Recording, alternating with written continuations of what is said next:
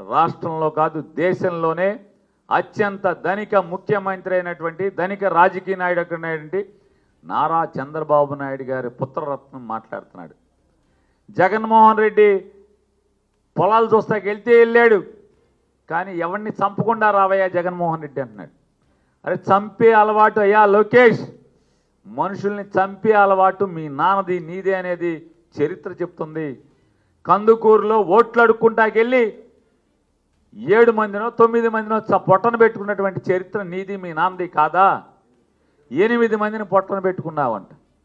గుంటూరులో పేదరికాన్ని ఆసరాగా చేసుకుని పేదరికానికి ఎర్రేసామని చెప్పని 100 రూపాయల చీరలు పంచి పెడతామని చెప్పి రమ్మని చెప్తే పాపం పేదలు నమ్మి వస్తే వాళ్ళకి చీరలు సక్రమంగా పంచిపెట్టకుండా మీ ఫోటోల కోసం వీడియోల కోసం జనం గుమ్మిగూటి తోసుకునేది కనపడాలి కాబట్టి అని చీరలు విసిరితే లారీల్లోంచి ఆ తొక్కిసలాటలో అమాయకులైన పేదలు 7 అసూలు బాయలేదా? 3 అసూలు బాసి చనిపోలేదా అని అడుగుతున్నాను. ఇంకా మీ పాలనలో ఇవాళ గుళ్ళలో ఎంతమందిని చంపేస్తున్నారు మీరు. సింహాచలంలో గోడ కట్టించారంట. గోడ ఎవరు కట్టించారయ్యా?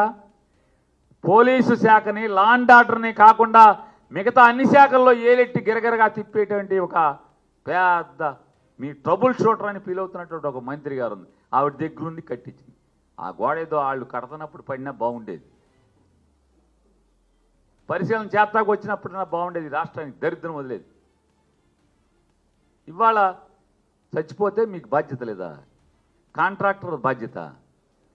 తిరుపతిలో దర్శనానికి క్యూల్లో టికెట్లు ఇచ్చేదానికి తొక్కిసలాట్లో తిరుపతిలో అసూలు బాయటమా? 30 మందా ఎంతమంది? 9 మంది. 9 మంది ప్రాణాలు గాలిలో కలిసినాయి. అంటే దేవుడి దర్శనానికి వస్తే వాళ్ళని సరాసరి దేవుడి దగ్గరికి పంపించినటువంటి చరిత్ర మీ పరిపాలన. నిన్నగాక మొన్న గుడిలో చచ్చిపోతే ప్రైవేట్ గుడి అంటే, అరే రాష్ట్రంలో లా అండ్ ఆర్డర్ మీ నాన్న దగ్గర ఉందయా? సిగ్గు లేకుండా మాట్లాడుతున్నారు ప్రైవేట్ గుడి అని. చంద్రబాబు 75 ఏళ్ళు చంద్రబాబుకు సిగ్గు లేదు ఆ మాట మాటదాకి. ఎంపటి తిరిగే మంత్రులకి సిగ్గు శరం లేదు. ప్రైవేట్ గుడి అయితే ఏంటి, ఏ గుడి అయితే ఏంటి? లా అండ్ ఆర్డర్ మీదా కాదా ఈ రాష్ట్రంలో?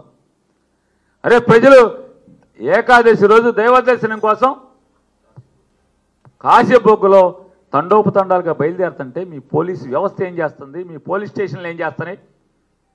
మీ సిఐలు డిఎస్పీలు డిఐజీలు ఎస్పీలు ఏం చేస్తున్నారు? వైసీపీ వాళ్ళ మీద తప్పుడు కేసులు పెడుతుంది తప్పితే ఏం చేస్తున్నారు మీరేం చెప్తున్నారు? తెలీదా మీకు? చచ్చిపోతే ప్రైవేట్ గుడా? మరి లా అండ్ ఆర్డర్ మీకెందుకు? మాకు ఇచ్చేయండి. అయితే జగన్మోహన్ రెడ్డికి చూపిస్తాడు.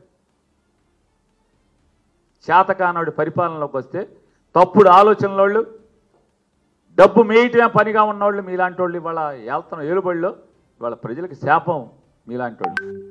జగన్మోహన్ రెడ్డి గారు ఏం వెళ్తాడు, అది ఏం పరిశీలిస్తాడో ఏం చెప్తాడో అవి చేద్దాం. మన లోపాలను సరిదిద్దుకున్నటువంటి బుద్ధి జ్ఞానం లేని ప్రభుత్వం మీది.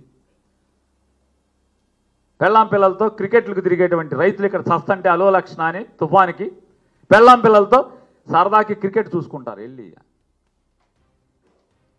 అధికారం ఉంటే అమిత్ షా కోడికి ఏంటి, కొండ మీద కోర్టు కూడా సావాసం చేస్తుంది. అమ్మ మీరు పెద్ద గొప్పళ్ళు పోటుగాళ్ళలాగా క్రికెట్లో మీరు ఆడిచ్చామని చెప్తారు. మీరు లేకపోతే క్రికెట్ లేదు ఈ భారతదేశంలో.